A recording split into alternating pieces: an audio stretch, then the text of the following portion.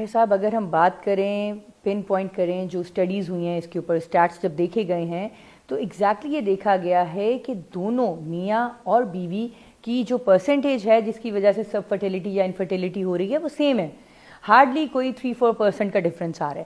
تو یہ اب جو ہے یہ پرانی سوچ رہ گئی کہ صرف جو ہے خاتون جو ہے اس کو ذمہ دار ٹھہرانا ہے.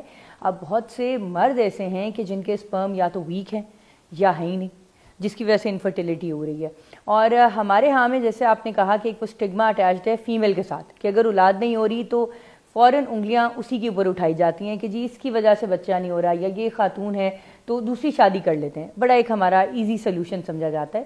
تو ہمارے پاس ایسے کپلز آئے کہ میاں کی وہ تیسری یا چوتھی شادی تھی.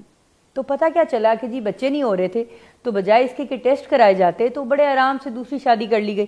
جب دوسری سے بھی بچے نہیں ہوئے تو تیسری شادی کر لی. جب تیسری سے بھی نہیں ہوئے تو کسی نے ان کو عقل مت دی کہ آپ ڈاکٹر کے پاس جائیے اپنا چیک تو کرائیے کہ کیا ایسا ریزن ہے کہ آپ میں تو کوئی کمی بیشی نہیں ہے. جب وہ ہمارے پاس تشریف لائے تو ان کے تو اسپرم ہی نہیں تھے جس کو ہماری زبان میں ایزوسپرمیا کہا جاتا ہے.